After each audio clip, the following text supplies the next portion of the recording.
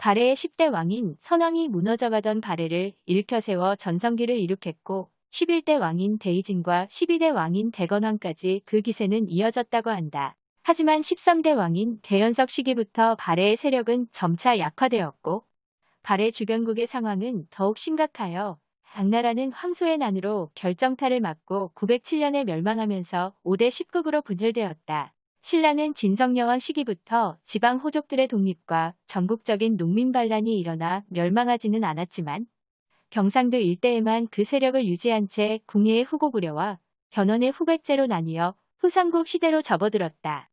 이 시기 당나라, 위구르 등 주변 강대국들의 전쟁에 휘말리고 복속대기를 거듭했던 거란족은 통제에서 벗어나 야유라보기가 부족을 규합하여 세력을 급속도로 확장해 나가고 있었다. 그리하여 895년에 당나라의 유주를 점령하였고 903년에는 요북지방을 점령한 후 911년에는 해족과 습족을 병합한 것이 그 예이다.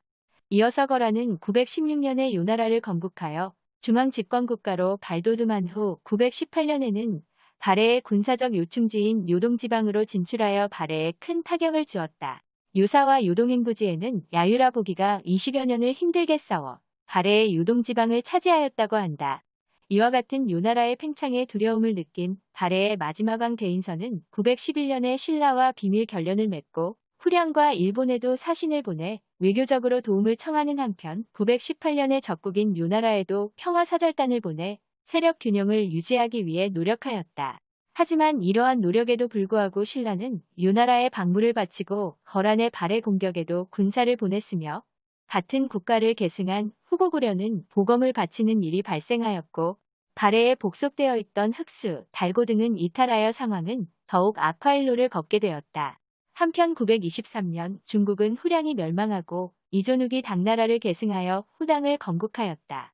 이존욱은 가는 곳마다 승리를 거두었고 그 중에는 야유라보기도 포함되어 있었으며 야유라보기의 부인인 술률평이 이존욱을 천하막적이라 칭할 정도였다. 924년 요나라는 발해를 침공하기 전 야율탁진의 간언에 따라 배후 지역인 서방원정에 착수하였고 야율할저를 발해에 거짓으로 투항시켜 군사 기밀을 탐지하는 역할을 수행하게 하였다. 야율할저는 발해에 도착하자 장림 행세를 하여 주위 사람들이 주의를 기울이지 않았기에 역할을 성공적으로 수행할 수 있었고 임무를 완수한 뒤 발해의 말을 훔쳐 요나라로 달아나고 말았다. 이렇게 발해에 남은 건 전면전밖에 남아있지 않은 상태에서 후당의 요나라 견제와 요나라가 서방원정을 나간 빈틈을 이용하여 대인선은 국가적 위기를 타개하고자 요나라의 요주를 공격하여 요주자사 장수씨를 죽이고 요나라의 백성을 포로로 잡아 계산하였다. 요나라는 서방원정으로 토요콘, 탕구트, 타타르 등 여러 부족을 공략하여 발해 공격의 후환을 없앴고 발해의 요주 공격 소식을 들은 야유라보기는 발해를 중원 진출의 걸림돌로 여기고 다음과 같이 말하였다. 이른바 두 가지 일 가운데에서 하나를 이미 끝냈다. 그런데 발해는 대대로 원수지간인데도 아직 설욕을 하지 못하였으니 어찌 편안히 있을 수가 있겠는가?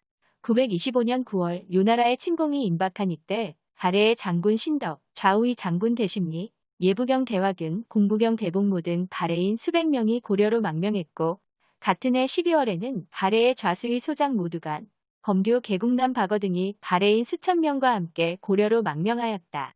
이 같은 발해 지배층의 내투는 발해가 내부적으로 힘을 모아도 어려운 상황에서 멸망을 가속화시켰고 발해에서 극심한 내분이 있었음을 조심스레 추측할 수 있다.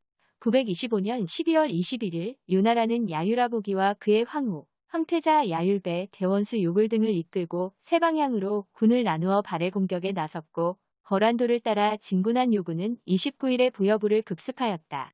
당시 이곳을 지키던 도독대문진은 왕위 쟁탈전에 가담하기 위해 수도인 상경으로 갔었던 상황이었고 지휘관이 부재 중인 상황 속에서도 부여부 군사들은 격렬히 저항하여 야유라보기에게 치명상을 입히기도 하지만 중과부적으로 926년 1월 3일에 함락되었다. 한편 요동 방면으로 진군한 요군이 장령부를 넘어 서경암록부로 진격하려던 계획은 발해군의 저항에 가로막혔고 1월 9일 발해의 수도인 상경 용천부 근처에서 발해의 노상이 이끄는 3만 군사와 요나라 안단의 1만 군사가 격돌하였는데 발해군은 괴멸되었고 노상은 항복한 후 동단국의 재상으로 임명된다. 그날 밤 발해의 수도 호란성은 요군에 의해 포위되었고 포위된 지 4일째 되던 1월 12일, 발해왕 대인선이 항복을 청하여 1월 14일 300여 명의 신하와 함께 항복 절차를 밟았다. 이렇게 건국된 지 228년 만에 발해는 멸망하고 말았다. 하지만 부여부에서 상경 용천부에 이르는 길목 외의 지방은 아직 건재하여 막힐부, 안변부, 현덕부, 정리부, 남해부, 장령부 등지에서 반걸한 항쟁이 이어지자 야유라보기는 1월 17일 발해의 옛 9년의 조서를 내려 회유를 시도했다. 1월 19일에는 요나라의 장수인 강말달 등 13명을 호란성으로 보내 발해군의 무장해제를 요구함과 동시에 무기를 수색하게 했는데 태도가 오만불손하여 발해의 군사들을 자극하였고 분기를 참지 못한 발해군은 강말달 이행을 살해하였다. 그러자 1월 20일 대인선도 성문을 닫고 요나라에 항전하였으나 얼마 지나지 않아 성이 함락되었다. 야유라보기는 대인선과 왕후를 포로로 잡은 후 거란의 수도인 상경임왕부의 서쪽에 성을 쌓고 살게 하였고 대인선에게 오르고 왕후에게 아리지라는 이름을 주었는데 이 이름은 야유라보기와 그의 황후가 발해를 멸망시킬 때 탔던 말의 이름으로 굴욕을 선사한 것이었다. 이렇게 대인선이 주도한 발해의 부흥운동은 실패로 돌아갔지만 그것은 끝이 아닌 시작이었다.